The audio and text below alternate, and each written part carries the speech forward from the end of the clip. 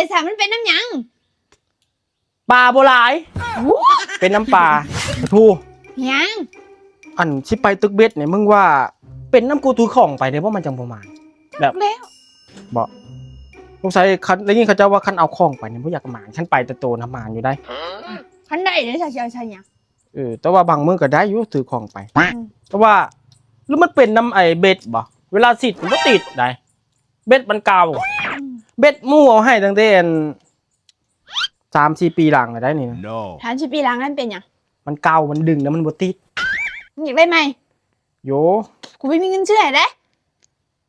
โอ้ยโทษหันโทษหนีบ่เคยโทษตัวเองเอาก็ตอนนั้นนอนดึงไปแล้วมันดูดเนาะคำมู่ว่าเบ็ดกับเกี่ยวมันเป็นน้ำหยังนี่คืออ้ายนั่นว้าวนี่โตกบอันนี้ก็เกี่ยวฮอตอันกิ๊บมึงกว่าพวกกระเจ้าเชียนกูไปถามมาเรียบร้อยแล้วโอ้ยนี่แหละคนเฮาโทษคลองมันบ่มีราคาเบ็ดแต่บ่เคยโทษตัวเองเบ็ดอันนี้นะสิได้หรือบ่ได้มันก็ขึ้นกับโตมึงหันแล้วเบ็ดเขาละคันละหมื่นผู้มันโดดหมานคันละหมื่นคันไปตึกมันบ่ได้เดี๋ยวสามันเป็นน้ำหยังปลาโบหลายเป็นน้ำปลาเห็นไอ้น้ำคนซื้อเบ็ดให้หน่อยเด้อบ่เอาคันไม้เอาโม่เนี่ยก็เอาหน่วยละหมื่นคันนี่ก็เอา